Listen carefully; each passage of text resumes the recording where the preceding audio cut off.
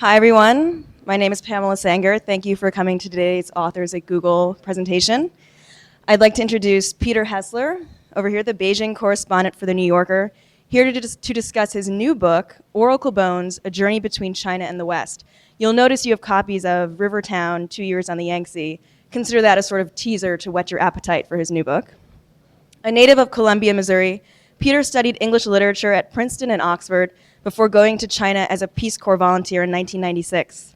His 2-year experience of teaching English in Fuling, a town on the Yangtze, inspired Rivertown, his critically acclaimed first book. After finishing his Peace Corps stint, Hessler wrote freelance pieces for Atlantic Monthly and the New York Times before returning to China in 1999 as a Beijing-based freelance writer. There, he wrote for publications including the Asian Wall Street Journal, the Boston Globe, and the South China Morning Post, before moving on to magazine work for the National Geographic and the New Yorker. In 2001, New Yorker named him the first full-time resident correspondent in the People's Republic. His writings have also appeared in the New York Times, the Philadelphia Inquirer, the Washington Post, the Newark Star-Ledger, and National Geographic. Peter Hessler's magazine stories have been selected for the Best American Travel Writing Anthologies of 2001, 2004, and 2005, and also for the Best American Sports Writing Anthology of 2004. He currently lives in Beijing. Welcome, Peter. Thank you for joining us.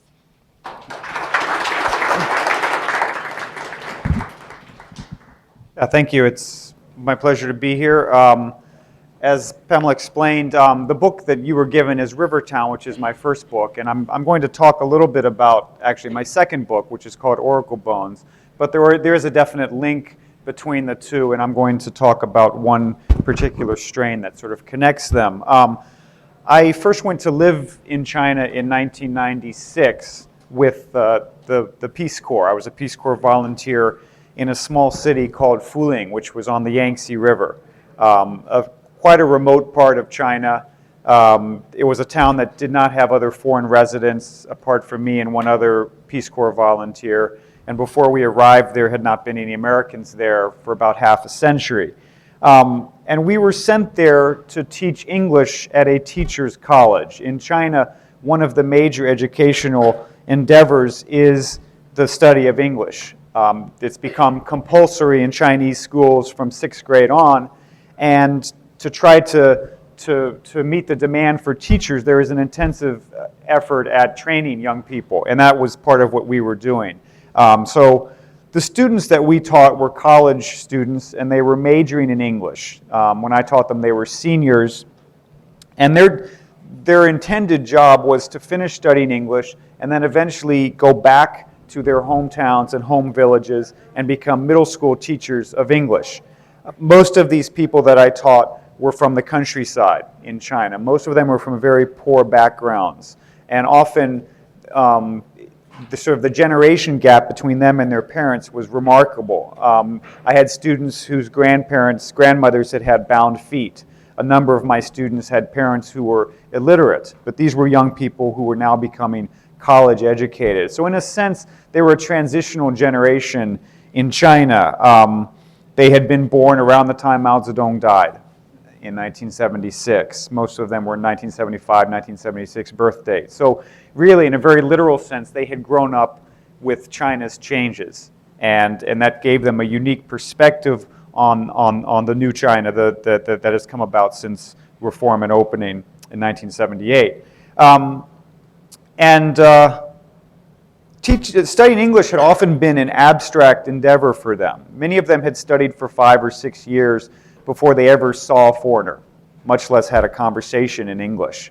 And at some point, they had all given themselves English names, because usually people in China do this when they're studying English. And because English was so abstract, these names were sort of hit or miss. You know, I had some students who had named themselves after famous people. So I had a student who had named herself Barbara, after Barbara Bush. I had a student who had named himself Armstrong, after the astronaut. Another young woman had named herself Keller, after Helen Keller, who was a heroine to many young Chinese. Other names were more mysterious. I had a student who called himself Silence Hill. I had another student who called himself Yellow. There was a very small boy named Penn. and there was a very pretty girl named Coconut. And there was one boy, a very tall boy who always wore a military uniform, full camouflage dress, who had named himself Daisy, who probably, and I was never able to get a clear sense on why he had come up with the name Daisy. One of the dean actually asked me about it at one point, but I liked the idea of having a mysterious student with the name Daisy in full camouflage in the back of my class, and so I never encouraged him to change his name. And after graduation, I taught there for 2 years, and after graduation, most of these students became teachers themselves, and actually a lot of them are now teaching in the countryside in Sichuan, and I've kept in touch with them. I send letters to more than 100 of them twice a year, and so I've learned about their lives since leaving the college. And of course, many of them teach young students, and they give them English names often, and often they name them after their classmates. So now you have sort of second generation Coconuts and Daisies and Pens. There was one student who had named himself DJ. Again, I had no idea where that came from. But DJ called me once when I was in Beijing, and after I'd moved back to China, and he said, "Mr. Hessler, I want you to know that I gave my students English names, and I named one student Peter and one student Adam." Now, Adam was the other Peace Corps volunteer who taught with me in Fuling, and I was very touched, and I said, "Oh, thank you, DJ, that's very nice of you." And he said, "Actually, the student named Peter is probably the dumbest student in the class." And periodically, he would keep me updated on how poorly Peter was studying when I was in Beijing. I want to talk today a little bit about one student in particular who I've kept in touch with. The new book, Oracle Bones, it follows a number of strands through modern China, including some historical stories, but it also follows two of my former students. And I want to talk about one of them. His English name, when I first began to teach him, was Willie. And Willie is the kind of kid that I think every teacher has, no matter where he or she is working, but particularly in China. First of all, he was from a very poor background. Neither of Willie's parents could read or write. Actually, his father had never even attended school for one day. He had grown up on a very small farm, and neither of his brothers went beyond elementary school. And somehow, this kid had made it out. He had tested into college, and he had a gift for English. And whenever he was obsessed with the language, he studied it constantly. He would listen to Voice of America, listen to the BBC. He would read anything he could get his hands on. And he collected words, and he was fascinated. One time I gave a lesson on foreign words that have come into English, and typhoon and tea and coolie and some of these other words, and he would always very carefully incorporate those into his vocabulary. He was also interested in using the local dialect, and Sichuanese has a very fertile dialect, and for example, in Sichuanese, if you want to insult somebody, you call them a toothbrush. You'd say yashua, and so he would often use that term in English as well. When I was teaching, he was never the kind of kid who would be raising his hand or always going out of his way to participate. Usually he was back in the back of the room studying something, and then when I would walk behind, he'd cover it up. And sometimes it was a dictionary, sometimes it was something else. I remember one time after class, he came up to me and said very carefully, he said, "Mr. Hessler, how is your premature ejaculation?" And this had been the type of term that Willie was always studying in the back of the room and practicing his pronunciation. He had really a peasant sense of humor. Nothing was out of bounds for Willie. Willie, he also had a girlfriend whose name was Nancy, and during his senior year, Willie, I remember I started receiving his assignments, and suddenly I received assignments with the name William Foster written across the top. And Willie had decided that Willie was not good enough for him, that he needed two names. And then a little bit later, it became William Jefferson Foster. And his reasoning was that I have a Chinese name that was given to me, a surname and a given name, and he saw no reason why he should not have the same in English. And he had named himself William Jefferson after Bill Clinton, because Bill Clinton was from a poor part of America but became a success. Willie's girlfriend had the English name Nancy, and she also went fishing for a last name, and she happened to ask Adam, the fellow teacher, and she ended up becoming Nancy Drew. But knowing Willie, most of my students were sort of destined to return to their hometowns and teach. That was the plan, and the government had intended that. The government had subsidized their education under the understanding that they would return home to teach. But there were always ways out of this. As with so many things in China, if you could, sometimes you would pay a fine or you would make the right connections. But somehow, if you didn't want to do this, you could find a way out. But it took some initiative. But I could always pick out the students who weren't going to stay. And Willie was certainly one of the ones who I expected to leave. And this was a ritual every spring. Sichuan province, I sort of wish I had a map, but it's right in the center of China. It's a very heavily populated, mostly rural province, and it's right in the heart of the country. And of course, most of the economic boom is along the coastal areas. And there was a ritual every spring where employers from these coastal areas would come to Fuling, to Sichuan, to look for new talent, basically, because they could hire young people from a town like this for a fraction of the cost in these boom towns. And one group that often came was private schools. Private schools would come looking for talented young teachers. And in Willie's senior year, a private school came from Wenzhou, which is a city on the eastern coast. I'll talk more about Wenzhou in a minute. And a man named Mr. Wong came, and he was an older man, very distinguished looking. He always wore a Mao suit, the sort of army green khaki suit that the Chinese call a Sun Yat-sen suit, that we call a Mao suit. He said he was a member of the Communist Party, and he was particularly interested in hiring other Communist Party members, but mostly he was looking for talented people, and he promised that the job, if they came to teach at his private school, that they would be paid about $100 a month, which was more than twice as much as they would make in the villages, and they would have free housing. So there was sort of a buzz that went through the classroom after this presentation by this private instructor. But it took a lot of guts to leave.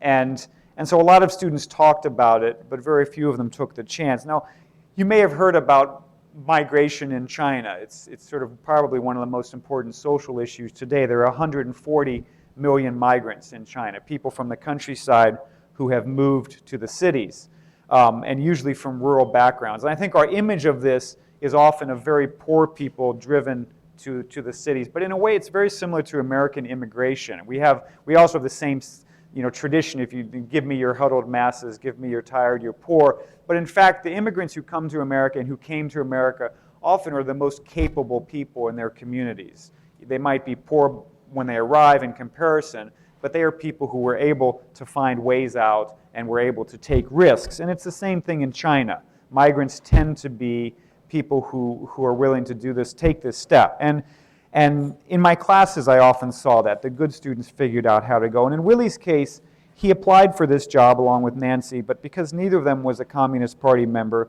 they weren't sort of favored, and they were not getting any good feedback from the college officials. The college had to release their documents for them to leave. And finally, Willie, one day near graduation, went to visit the Communist Party secretary of the English department, and he sat down with him and in his home, visited him in his home, and said, Mr. P, I would really like to go to Wenzhou to teach English. I hope there's something you can do to help me. And then he put an envelope on Mr. P's tea table and left. And the envelope contained about $60, which was an enormous amount of money for somebody like Willie. For his father made about $500 a year. And he did the same thing with another Communist Party official on campus. And sure enough, his documents were released, and he was able to leave and go to the East Coast and sort of seek his fortune in this boomtown. Now, I would like to read from the first letter that he wrote me after he left.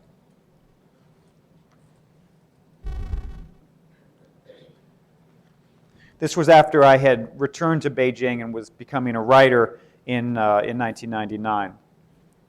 Dear Pete, how is it going with you at present? I hope that you are not feeling lonely while in the city of Beijing. Some Chinese girls will be sure to have the hots for you. but better be careful. Oh, wait, I'm sorry, this is the wrong letter. Believe me, it's all the same, but anyway. Okay, let me get because we got to do this in order. You're going to notice a theme anyway. Okay, this is the first letter. Dear Pete, I was perfectly glad to hear from you this time. In my view, it should be a great news for China since there is an extra foreign toothbrush from the other side of the Pacific Ocean. Probably you are betting a Chinese bitch when my letter arrives. Anyway, please read it. It can be used as Viagra. My job in the school isn't so good. I feel too tired. In fact, we are coolies in the school. We are discriminated. For there is an old bitch who is in charge of salary. She is undersexed and mean. She can never get any pleasure from anything except money. Half a year passed. I am feeling better. Anyway, I'm glad I can come to Zhejiang province. After all, there are more opportunities here. I am still working hard at English, for I have zealotry in this language. I have confidence in myself that one day I will be a VIP, not like a toothbrush anymore. Meanwhile, my teaching here is successful. You and Adam are somewhat my icons in the teaching. Pete, I hope that you will visit me in Yuhuan. My Yahoo students have itching desire to see you. By the way, I have several questions for you. 1, what does KTV stand for? 2, that's a karaoke TV in China. 2, what's the proper English term, for the people who go to other cities to earn a living, especially farmers from Sichuan? 3, what's the full form of DVD? 4, do you want to be Chinese American? 5, how many wives do you want to have? 6, are you still impotent? And then signed, yours, Willie. Now, this may strike you as an unusual student-teacher relationship, but Willie was a character, and in a sense, this is Chinese countryside humor, very informal and often very close to the gutter.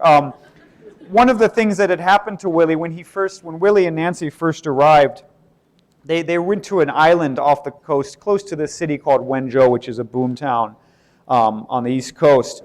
And the moment they got there, they found Mr. Wong, and he said, "Oh, I'm sorry, there must have been a misunderstanding. You thought that you had the $100 a month job. Actually, that job doesn't exist. You must have heard wrong. But I have a job for half that salary." And he said, "Oh, I'm sorry, you thought that there was a free apartment. That's not actually true. You're going to have to find your own apartment." And so the first thing that they realized was basically that they had been tricked into going halfway across the country to a place where they had no support system at all. And the school itself was basically a fraud. Willie realized that the school had been changing location every year.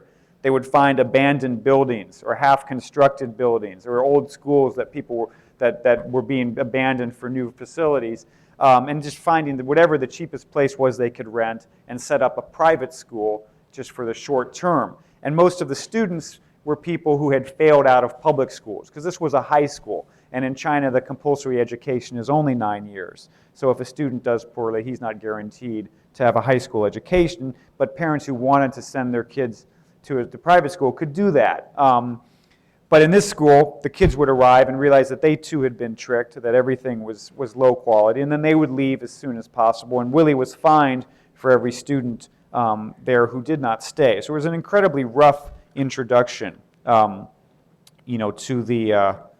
to the new economy. And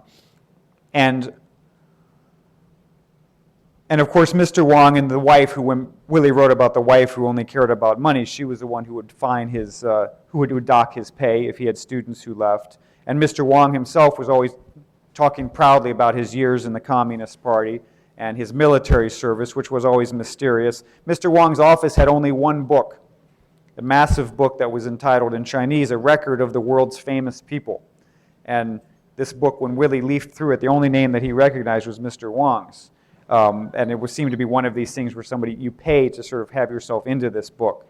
And it was another device that this entrepreneur used to sort of convince people that what he was doing was actually education.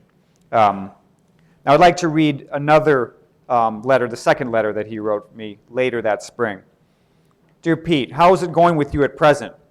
I hope that you are not feeling lonely while in the city of Beijing. Some Chinese girls will be sure to have the hots for you. but you better be careful because Chinese girls always blow hot and cold. It has been raining all these days here. My feeling is just like the raining. Actually, I'm a little bit bored and annoyed by the things around me in the school. For a long time, I have no mood for teaching.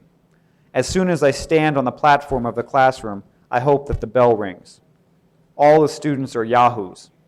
Some of them are brutal and uneducated. Many of the students want to drop out of the school while I fail to block the way out for others. Many yahoos notice that they have been had. Surely more students will escape from the school. What interests me most is that I can learn English via VOA and a dictionary of American colloquialism. I hope that in a short time I could put them into use correctly and freely. Afraid that my strong will be damaged, I wish myself a way out. Sichuan is a very small place. In other words, I am somewhat isolated from the wonderful outside world. I'm afraid I will not be able to use English well as long as I stay here. You see, I have zealotry about the English language, which is considered to be my better half all my life. I'd like to talk a little bit about his relationship with language. First of all, that term Yahoo that he uses. My students had studied, I taught literature, and they had picked that up from Gulliver's Travels. Actually, they had no idea about the company Yahoo, but they loved the word partly because it sounds like a Chinese word. And actually, in Sichuan, they can't distinguish between F's and H's, so the students would often call it Yafu. Yafu was the way that they said it. Willie, even when he moved to this job and was immediately disappointed, he was convinced that he still would have opportunities if he improved his English. And so every night he would listen to the Voice of America or the BBC and would transcribe pages and pages of English. During the time that he was in this town, he wore out 3 dictionaries, broke the spines of 3 dictionaries. And when I visited his apartment, he had them lined up proudly on his bookshelf, you know, like the way that an outfielder would keep his gold glove. You never throw it away. He would listen to one of his favorite programs was called, American Metaphors on Voice of America, where he could use colloquial statements. But the problem with that, of course, is on Voice of America, there's never any obscenities. But Willie solved that problem one day when he found a dictionary that was called a Dictionary of American Euphemisms. And that turned out to be devoted almost entirely to the scatological and the sexual and all the things that Willie was interested in. One time I was visiting him and picked up the book and just randomly opened it to a page, and the first word that sort of jumped out at me was dominatrix. But this was a way for him to supplement his vocabulary. But he was, as he said, he was somewhat isolated from the boomtown. That was his interest. He had gone to the east to look for life in a boomtown, and he was on the outskirts of Wenzhou. I don't know if anybody has heard of Wenzhou. It's one of the most famous new cities in China. They're famous because after the reforms began in the 1980s, Wenzhou was one of these places that responded very quickly. They had had a history of doing business before the communists came to power, because Wenzhou is geographically isolated from the rest of China. It's very hard for them to go to the interior. So from ancient times on, they were traders. They used their coastal position to do trade, and they had always had contacts abroad. There were Wenzhou people everywhere. And so after the reforms began, even though the government never gave them a special preference, the people responded very quickly. And often it was sort of bootstraps capitalism. It wasn't foreign investment. It was local investment. And so often they would start very small and then gradually expand. And what that meant was that often they made very simple products. And a family would start a small warehouse, and then they would expand, eventually get bigger. And eventually, Wenzhou became famous for certain things, became famous for shoes. Right now, they make 600 million pairs of shoes a year are made in Wenzhou. They're famous for cigarette lighters. 70% of the world's cigarette lighters come from this city. And when you drive through I drove through this area recently, and it's all around this town or other others around the city or other small towns that have each of them has found a niche in the economy, in the global economy. I drove through one place, and I noticed that everywhere I looked, there was playground equipment. It was called xiaxie. And sure enough, I'd stopped to check, and there were 270 factories there that were making jungle gyms, basically. And that was 50% of the Chinese market for that product. I went through a place called Qiaotou, where in the center of town they had an enormous statue that had a button with wings. And it turned out that Chaotou is the button capital of China. They had 380 factories making buttons. They were also famous for zippers. I went over to a place called Willie, and I asked people there, what do you make? And some guy pulled out a pack of playing cards. And sure enough, when I looked into the statistics, Willie makes more than 1 billion decks of playing cards a year. So this whole landscape is like this. You have Yiwu, which makes underwear and bras. Yongkang makes hardware. Ojai is famous for locks. Longwan makes faucets. There is a place named Shangguang, which is known for making ping pong paddles and badminton rackets. Mabu makes lace. Datang makes 1/3 of the world's socks. Songsha makes 350 million umbrellas a year. And there is a place called Shengzhou that produces 40% of the world's neckties. And even in China, it's sort of a mystery how the Wenzhou people do it. And when you travel in China, you often see books about the Wenzhou business model. What can we learn from the Wenzhou people? The last time I was in Wenzhou, I stopped in the airport, and there were nearly a dozen books about business in Wenzhou. Some of the titles, one book was called The Secrets of How Wenzhou People Make Money. Another one was called The Wenzhou Code, Deciphering the Culture of a Kingdom of Business. Another one was 36 Examples of Money-Earning Wenzhou People. And another book was called The Jews of the East, the commercial stories of 50 Wenzhou businessmen. I actually met an entrepreneur who explained to me very seriously. He said, you know, in Europe, they say that the Jews are the Wenzhou people of Europe. That was his perspective on it. I happened to be in Wenzhou for Valentine's Day, which is always, it's a good place to spend a romantic holiday. And the local paper had a survey where they had surveyed 20 Wenzhou millionaires to ask them about Valentine's. These were all men, and they asked them, what do you do for Valentine's Day? What do you give your wife? And these sort of questions. And one of the questions they asked was, if you had to choose between your business and your family, which would you choose? And 60% chose their business, 20% chose their family, and 20% couldn't make up their minds. So that says something about the Wenzhou model.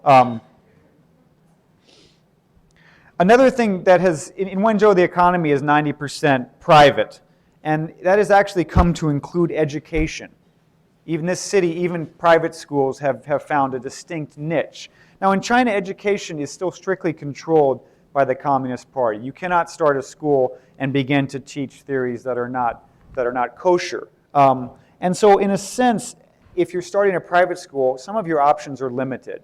You can't have a radically different curriculum. But what the private schools realize is that they could teach the same stuff basically at a higher volume. In a way, I mean, this is an area that their economic model basically is margin production. They're not involved in innovation or in sort of high value-added goods. They're making very simple things, but they find ways to cut the margins. And in education, they did the same thing, essentially.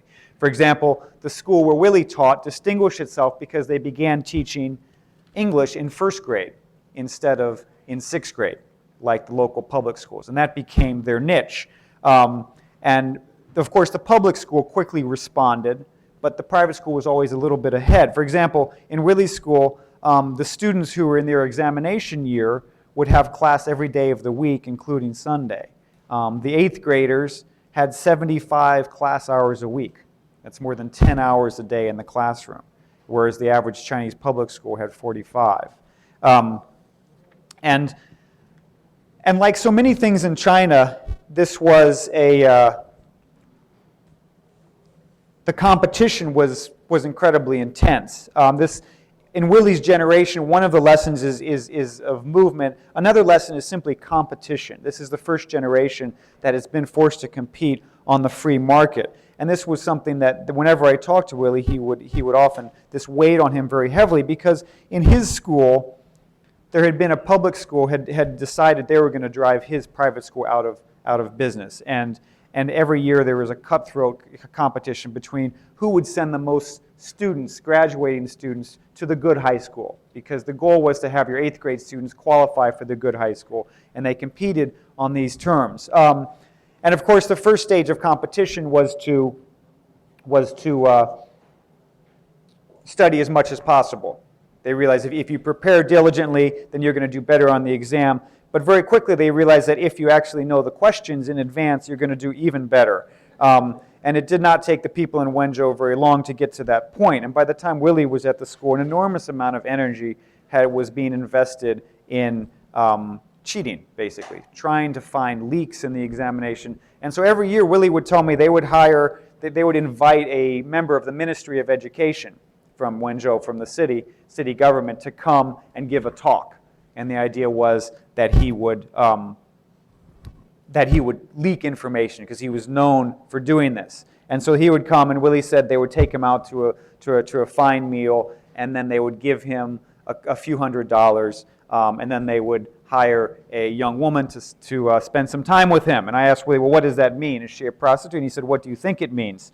And every year the man would give them some tips for the exams, and every year the tips turned out to be false. And I said, one time I asked him, I said, well, why do you continue to do this? And he said, you don't know. Maybe next time it will be accurate. That was their perspective in the school. But every year it seemed to be the same ritual, and every year I received a letter about this. One year he wrote, the same thing happened again. Many other schools got the info about the high school examinations. Our school got a little secondhand or maybe third-hand info, so we are doomed to failure. Again, the fucking guy from the educational administration let out the secret of the examination. So he would often give the secret to the schools that paid more, and the other ones would be left without much. Now, I'd like to talk a bit about the climate for a young person like this. Sort of one of the issues of migration is simply, what is it like for a young person who goes this far from home in China? One thing, obviously, is they suddenly enter an entirely new economy. The sense of competition was totally different from what somebody like Willie had grown up with. But it also, even the culture was totally foreign. One year, another of my former students, who was called Shirley, wrote me a letter after she migrated to that same area, and she wrote, Peter, till now I never get the feeling of living in a completely different place. It's not good to feel. I can understand now what you and Adam said to us before. You said you were foreigners, and that makes a difference in people's heart. For the native, you are a stranger. It's hurtful because they don't group you in their group. You can't understand what they say. So the feeling of home clings to you naturally. Here we can't understand what the natives say. Their dialects are strange to us because their tone and rhythm are so far different from ours. We can only speak standard Chinese, but some natives can't understand standard Chinese, especially the older people. I think sometimes we have a vision of China as a monolithic place and people speak Chinese, but the truth is that it's incredibly diverse, and especially from a linguistic point of view. The languages of China are about as diverse as the languages spoken in the Romance parts of Europe. And if somebody from Sichuan goes to Wenzhou, they won't understand a word that the locals are saying. The languages are that different. And so many of my former students who left home, at some point they always wrote me a letter like this. Now I know what it's like to be a foreigner.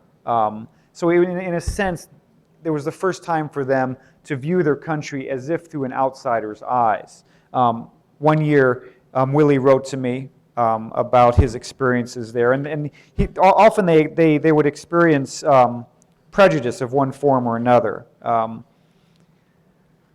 For example, when Willie was in that town, he noticed that the teachers from Sichuan tended to be paid lower, be paid less. He noticed that factories sometimes would have signs up that would say, we don't want anybody from Sichuan province or Yangtze. I was recently in one of these factory towns watching recruiting at a factory, and as workers were coming in looking for jobs, potential workers, there was a guard at the gate who said, checking everybody's ID, and anybody who was from Guizhou province, he turned away. And I asked him why, and he said, well, we don't like them, they fight too much. And really it's because Guizhou is a fairly poor part of the country. It's like in America as if you had a guard at the gate saying nobody from Alabama can come here, or no workers from Mississippi. And Willie once commented to me that when he was a child, he said, when he was growing up, his parents would often threaten, or adults in the village would often threaten children if they were bad by saying, if you don't behave, the foreigners are going to come and steal you, or the foreigners are going to come and eat you. And in Wenzhou, in the new economy, he would hear people say, if you're not good, the migrants are going to get you, the people from Sichuan or the people from Yangtze. So in a sense, they had become foreigners. One year he wrote to me, I completely understand what you're feeling when you're treated differently in China. Obviously, the Sichuanese people were treated differently by other people, for Sichuan is very famous for being poor and backward. Here, the same thing happens. People from Sichuan and Jiangxi are always looked down on by the natives. I don't care much about that. I know that China is not their China only. Each citizen in China has the equal right to go anywhere in China. So I think this is one of the more interesting aspects of migration is, first of all, the new perspective, but also the sense of being an individual. He was making a decision that it doesn't matter what group he's from. He is the same as anybody else, and he should be treated the same way. Of course, the flip side to this is when you look at a young person like this in China, what is the option if you were from the countryside? And this is something else that's quite striking, is for a young person from the countryside, more and more living in the village is not sustainable. There are still jobs there are still farming positions, but compared to these boom towns, the gap is growing wider and wider. And by now, Willie was one of the first from his class to migrate. But by now, he says pretty much everybody that he grew up with is gone from the village. And he often described to me how when he went back to his hometown, nobody was there except the older people. And nothing had changed. And he's living in a place in these factory towns where the infrastructure is being built constantly. Everything is changing day to day. And then he would go back to the village, and it would feel dead. One year after returning home and visiting his parents, he wrote, "When I am home, nothing has changed, and the roads are still rough, and people are getting older. It makes me sad that I cannot find familiar people or friends who I knew well when I was young. Sometimes I think this kind of life, going out to the coastal regions without a stable home, is the saddest and most stressful thing in the world."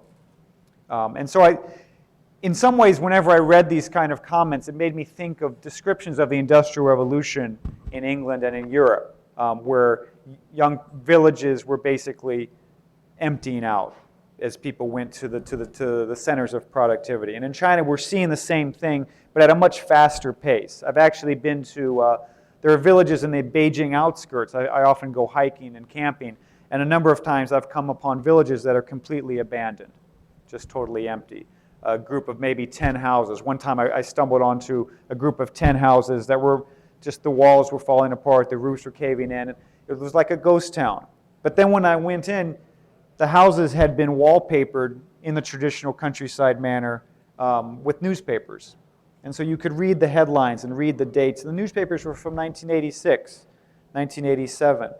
And that told me that the houses had been lived in fairly recently, but it showed how fast this change had come about. In the matter of less than 20 years, a place could go from being a vibrant village where people were improving their houses to being a ghost town.